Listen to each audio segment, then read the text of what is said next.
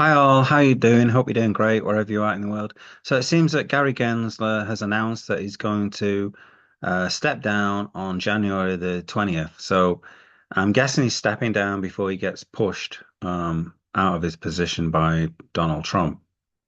So SEC Chair Gensler to depart agency on January the 20th.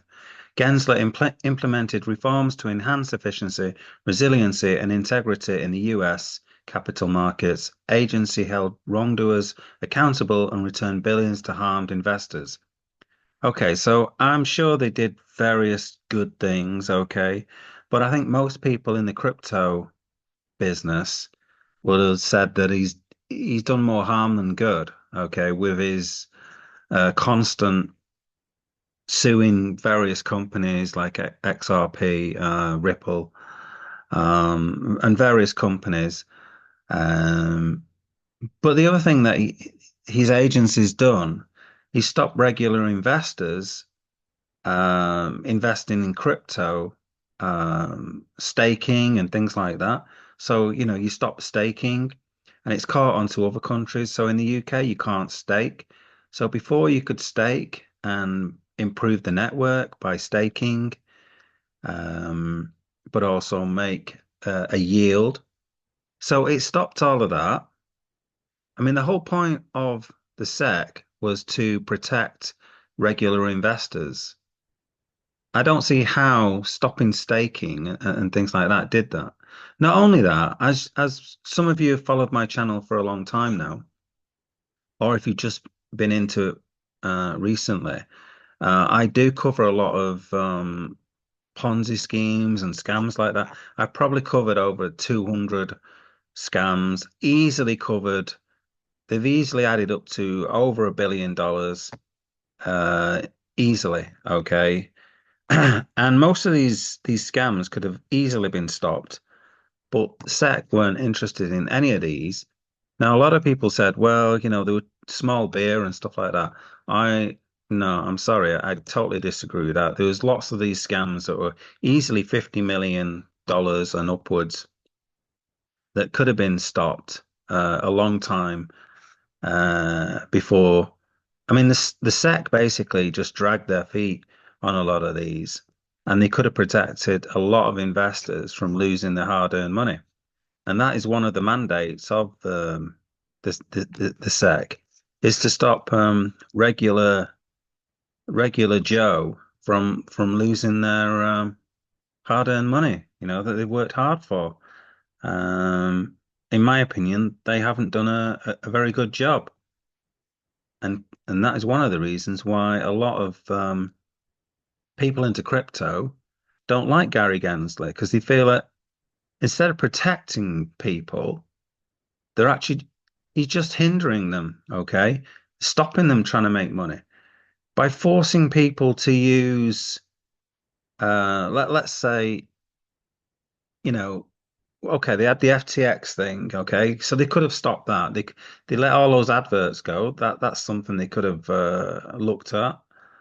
Um, they hold a gun to Binance's head, and they seem to be, backing FTX.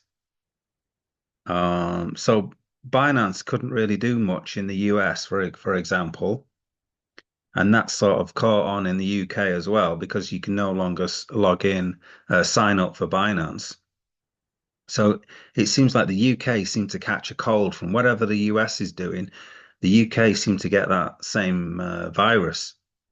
Um, he doesn't protect. He hasn't been protecting. The SEC has not been protecting ordinary investors in the slightest.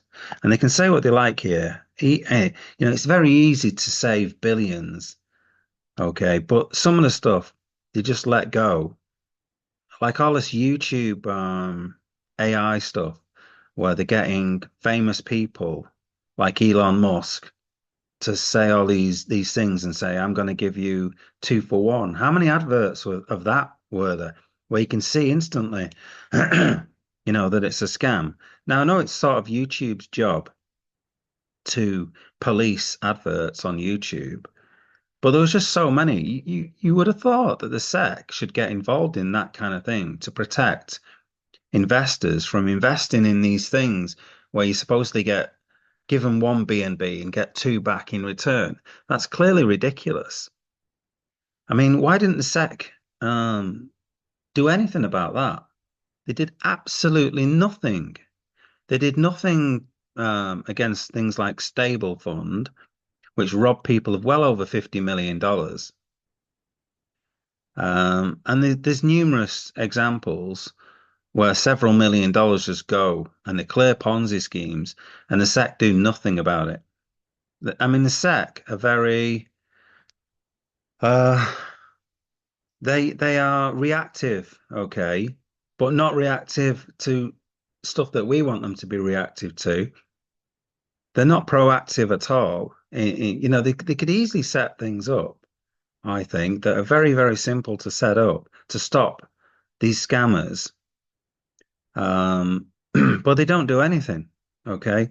They've got a very cushy job, I think, a lot of these people uh, working in these places. And obviously Gary Gensler has now jumped ship because it's no longer going to be cushy. He's gonna be made to look a bit of an idiot, maybe, by Trump, who's going to basically push him overboard, but he's not going to get the chance to do that because he's departing um, himself before he gets pushed overboard. But I haven't read all of this because he's obviously just going to blow his own trumpet and say how great he is. There doesn't seem to be. Oh, well done. There is a bit of talk of cyber. I was going to say there isn't much talk of crypto in this. First, the Commission adopted rules to enhance disclosure around public company issuers, cyber and climate risks. Right, they call it Oh, that's just cyber's just online, isn't it? Really?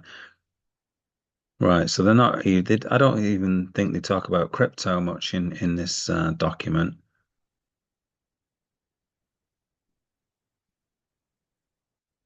Hmm.